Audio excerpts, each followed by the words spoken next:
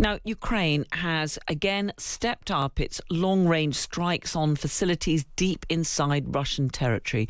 Today, at least 13 people were killed in the Russian Republic of Tatarstan, nearly 700 miles from the Ukrainian border. Ukraine's armed forces said the city's Tanevo oil refinery had been hit. It is one of the deadliest single attacks on Russia since the start of Moscow's full-scale war in Ukraine in 2022. We can speak now to Paul Lushenko. He's a senior fellow at Cornell University Brooks School Tech Policy Institute and a former military colonel in the US Army. Good evening to you, Paul.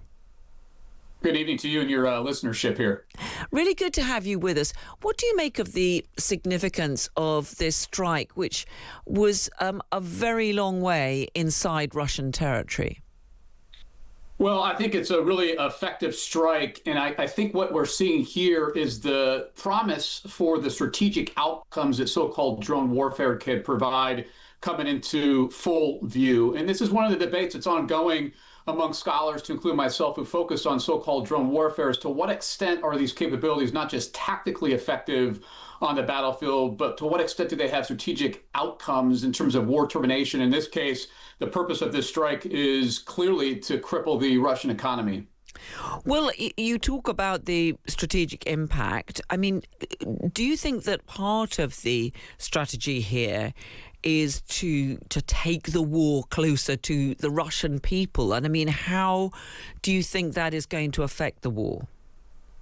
Well, I think this is one of the opportunities that drones provide on the modern battlefield. Is loaded conceptual term we called sort of a respatialization of conflict, such that you can have an operator who is, in this case, 750 miles away from the zone of impact, wreaking havoc, stowing fear, and really undermining the Russian economy. And so I think there is a degree of this. And over time, what you've seen is a operational reach that is becoming much broader than the initial sort of implications of drones, which were defined to that geographical boundary of the Ukrainian landmass. And so I do believe this is one of the express purpose of strikes such as this one.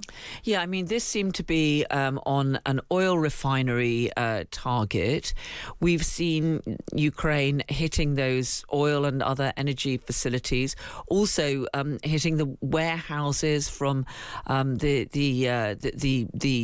Wildberries group, which provides so many of the supplies for ordinary Russians. But I mean, however much that affects Russians' daily lives, how do you think that President Putin is likely to see this and for that matter, to respond?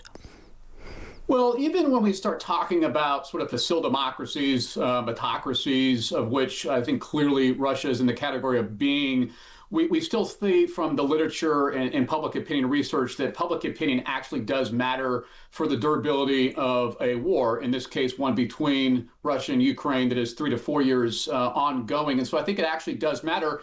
And frankly, it's going to matter in the pocketbooks of a lot of Russian citizens, to include those in the near abroad or the diaspora, to include the Central Asian states. Of course, there was several of the civilians killed were actually Uzbek, sort of the center heritage here. So I think it's actually going to matter over time to the degree that Ukrainian military can aggregate these strikes to achieve the sort of implications that they would want on the petroleum, the oil refinery, and the lubrication sort of industry that's at stake at this point. I guess the problem is that President Putin has shown a pretty scant disregard for the effect on his people throughout this war, hasn't he? And when we look at the sheer numbers of young recruits who've been sent to their deaths in the battles.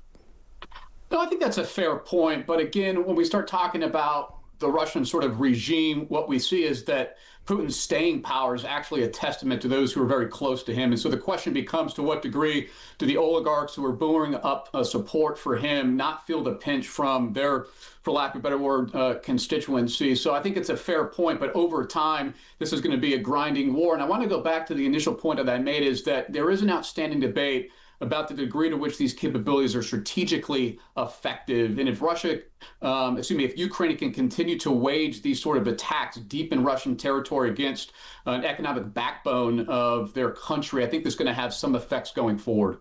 There's also been a fascinating piece in the Times today from Oliver Moody about the prospects of swarms of drones controlled not just by people hundreds of miles from the targets, but by artificial intelligence. I mean, I know that this whole question of drone warfare is something that you've looked at very closely and written about. This latest attack carried out by Ukraine was carried out by a drone, carried out significant damage on the ground and, of course, killed 13 people. But the idea of swarms of drones actually controlled by artificial intelligence, do you think that is a realistic prospect? I do. I do think this is a realistic prospect going forward. In most defense experts, to include those in the Pentagon, those across Washington, D.C., and those much further afield, to include in the United Kingdom and Europe, generally speaking, understand that the shifting character of war, how it's waged, is going to be immutably shaped by the integration of AI at scale, tactically, all the way up to the strategic level of decision making. And so, whereas I don't believe that we've seen some of the hype unfold right now, and of course, there's a lot of snake oil surrounding AI in Ukraine and AI generally in the military, I do think we're seeing some initial indications of the promise of AI to shorten what we call the sensor to shooter timeline, that you could identify a target more rapidly than an adversary and therefore maintain what we call lethal overmatch, at least doctrinally speaking. And so swarms are on the horizon. There's been some indication of this going forward. And I think it's just one piece of a broader storyline in Ukraine right now, which is more about the implications of electronic warfare or jamming against drones, about software-enabled targeting, about distributed sensing, and then finally about the importance of low-cost mass, whether that's interceptors to intercept drones or whether that's drones themselves. It is extraordinary the speed with which this technology has been developed, and Ukraine as well as Russia have been absolutely at the forefront of this. Do you think the fact that Ukraine is now managing to inflict these kinds of strikes on Russia is causing real effects, real harm to Russia's economy, to its energy infrastructure and so on, and is seen to be at least on the front foot in this war? Do you think that that is leading to a bit of a rethink in the White House?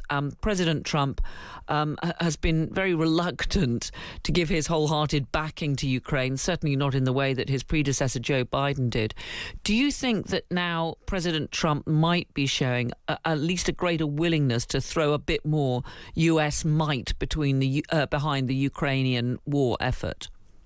Well, I can't profess to get inside the mind of our president of the United States or any of the cabinet officials as part of the National Security Council. But what I will tell you is that there's real pause for consideration on what Ukraine means for the future direction of warfare, such that the United States military and our key allies and partners across the globe are adopting lessons, so-called lessons from this conflict, to include the importance of money to modernize our military, such that we would have a counter-drone force, a drone force, and then all the doctrinal, organizational, and material implications that go with that. And so I do believe that Ukraine, much like the southern border in the United States, is viewed as an incubator for novel, commercially available, and easily weaponized capabilities that have real implications for the way that the U.S. military and our allies and partners will fight going forward.